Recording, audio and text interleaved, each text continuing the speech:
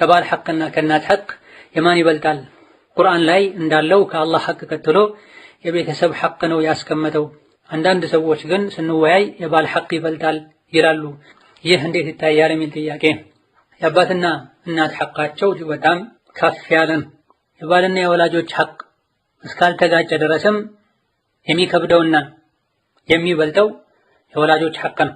ነገር ግን የባልና የወላጆች ሐቅ ከተጋጨ ማስማማት ሁለቱም በአንድ ላይ መፈጸም ካልተቻለና ካልተጣጣሙ ይሄን የሚቀደመው የባል ሐቅ ነው። አንዲት ሴት ወደ ነብዩ ሰለላሁ ዐለይሂ ወሰለም መጣ ባለትዳር ነሽ እንዴ ብለው ጠይቀዋት፣ አዎን ስትላቸው ታዲያ እንዴት ነሽ ለባልሽ ብለው ጠይቀዋት፣ ማ አሉሁ ኢላ ማ ዐጀዝቱ ዐንሁ ብላቸዋለች። ምንም አላጎድልበትም የማልችለው ከአቅም በላይ የሆነ ነገር ካልሆነ በስተቀር የሚል መልስ ሰጣቸው።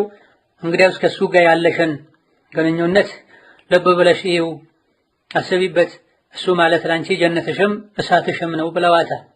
ወከዛሊክ ማንኛውም ሰው ለሰው ስጁድ እንዲያደርግ የማዝ ቢሆን ሚስት ለባሏ ስጁድ እንድታደርግ አዘ ነበር ብለዋል። ለአባቷ ለእናቷ እንድትሰግድ አዘ ነበር አለማለታቸው፣ ለባል እንድትሰግድ አዘ ነበር ማለታቸው ከሐቅ አንፃር ሐቆች ከተደራረቡ የባል ሐቅ ከአባት እናት ሐቅ እንደሚቀደም የሚያሳይ።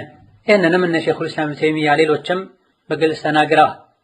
አንዲት ሴት ካገባች ከባሏ ጋር መኖር ከጀመረች ባሏን መታዘዝ አባት እናቷን ከመታዘዝ የበለጠ ዋጅብ ይሆንባታል ብለዋል። እሷ አታድርጊ ያላትን ነገር ወላጆቿ እንኳ አድርጊ ቢሏት የባሏን ትዕዛዝ ማስቀደም አለባት ብለዋል።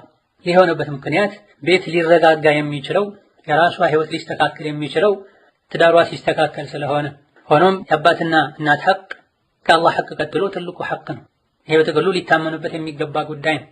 ወንዱም ሴቱም ሁሉም ሊጠብቀው የሚገባ ጉዳይ ነው። ነገር ግን ሴት ልጅ አግብታ ከወጣች በኋላ የራሷን ጎጆ ከመሰረተች በኋላ ሐቆች ሲደራረቡበት ሁለቱን ሐቆች ማጣጣምና አብራ ማስኬድ ካልቻለች እንዲህ አይነት ሁኔታ ላይ ብቻ ከወላጆች ሐቅ የባል ሐቅ ይቀደማል ይባላል። ምክንያቱም እሷ ራሷን ችላ ስለወጣች እናት ወደ መሆን ጉዞ ስለጀመረች ሐቆች እንዲጠበቁ ማንም እንዳይጎዳ ሁሉም የበኩሉን ማድረግ አለበት። ወላጆችን ይሄን መረዳትና የበኩላቸውን መወጣት፣ ባልም እንደዚሁ ሚስትም እንደዚሁ ሁሉም ተባብረው የሁሉም ሐቅ እንዲጠበቅ ማድረግ አለባቸው። ወላጆች ሴት ልጃቸው ትዳሯ እንዲጠበቅ የትዳር ህይወቷ ያማረ እንዲሆን ከባሏ ጋር ጥሩ ግንኙነት እንዲኖራት ሊያግዙ ይገባል።